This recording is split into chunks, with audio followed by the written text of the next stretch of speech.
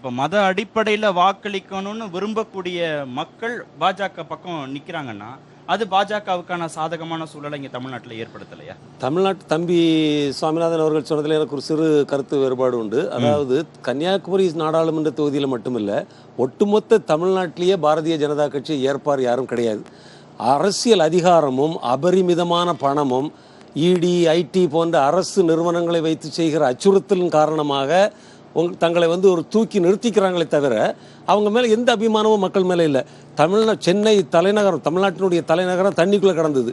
தூத்துக்குடி, திருநெல்வேலி, கன்னியாகுமரி மாவட்டம் ஒரு வாரம், ஒரு 10 நாட்கள் மிகப்பெரிய துன்பம் அடைந்தோம். பிரதமருக்கு வந்து பார்க்க முடியல. ஆனால் வாக்கு கேட்டு இப்போ 3 தடவை 4 தடவை ஓடி வராரு. மக்கள் பார்த்துக்கிட்டு தான் இருக்கிறாங்க.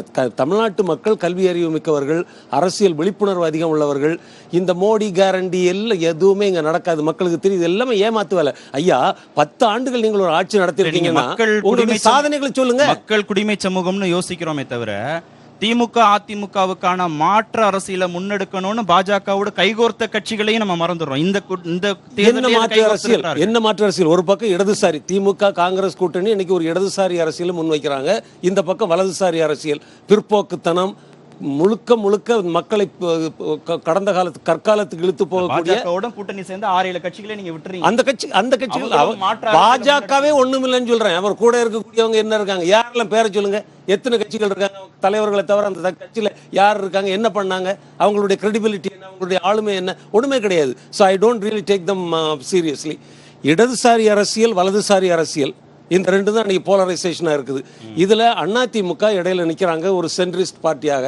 அந்த அதிமுகவும் பாஜகவுக்குமாக இடையில இருக்கக்கூடிய ஊழல் இல்ல அண்ணன் சேர்த்துக்கிறோம். அந்த பாஜகவுக்கும் அதிமுக இருக்கக்கூடிய ஊழலை மக்கள் சந்தேகத்தோடு தான் பார்க்கிறார்கள். கன்னியாகுமரி மாவட்டத்தில் அப்படித்தான். அதனால மதச்சார்பற்ற ஒரு தன்மையை அதிமுகவுக்கு உடனடியாக தயாரா இல்ல. நான் இது சமீப நாட்கள்ல நான் கட்டமைக்கிற அனைத்து விவாதங்களையும், பல்வேறு தலைப்புகள்ல நான் விவாத நிகழ்ச்சிகளை கட்டமைக்கிற போதெல்லாம் இந்த விமர்சனத்தை அதிமுக மீது தொடர்ந்து வச்சுக்கிட்டே இருக்கிறாங்க.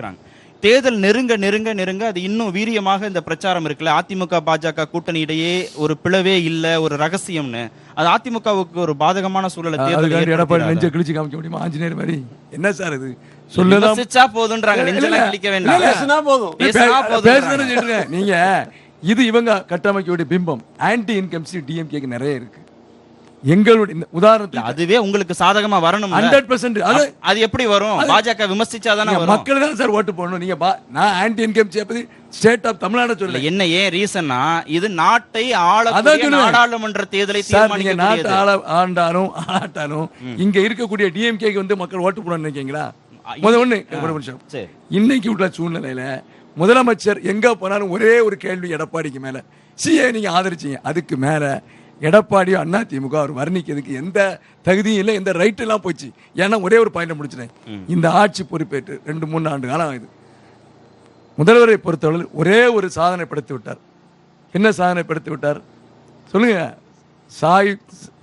சாதிக் என்ற ஒருத்தரை இந்த நாட்டிலே போதைப் பொருள் கடத்தல் மன்னனாக இருந்த அவருக்கு பதவி கொடுத்து கட்சி விட்டு நீக்கிற மாதிரி ஒரு கள்ள உரை வச்சுக்கிட்டு அவ்வளவு பணத்தை இன்வெஸ்ட் பண்ணிருக்காங்க. இது மக்களுக்கு, இளைஞருக்கு ரீச் ஆகலையா? பெரும்பான்மையான போதைப் பொருள் அதானி துறைமுகம் வழியா எந்த துறைமுகம் ஜனதா கட்சிக்கு தான் வருது. எந்த துறைமுகம் எங்க துறைமுகத்திலிருந்து வருது?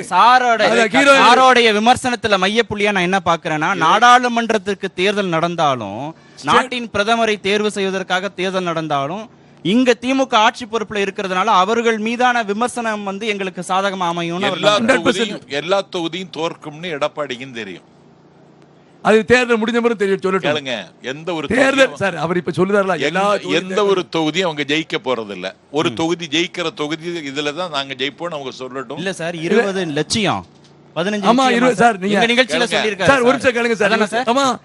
நிச்சயம். முதலமைச்சர் நாளைக்கு போயிருவாரு, நாளை கழிச்சு போயிருவாரு, அடுத்த நாள் போயிருவாரு. சொன்னவர் இவர் தான் சொன்னார். எடப்பாடி ஒரு நிமிஷம் நீ நான் பேசி முடிச்சேன். எடப்பாடி விமர்சாரு எப்போ அவர் முதலமைச்சர் பதவி ஏத்த உடனே, டுமாரோ ஹி வில் கோ. அவர் இங்கிலீஷ்ல ஒரு நாள் சொல்றாரு. சார் முடிக்கட்டும், நான் அதனால நிறைவு செய்றேன். இவர் எல்லாரும் ஒத்து போயிடும். எல்லாம் இப்ப அவங்க நிக்கிறது நாடாளுமன்ற தேர்தலை கணக்கில் கொண்டோ கருத்தில் கொண்டோ அல்ல.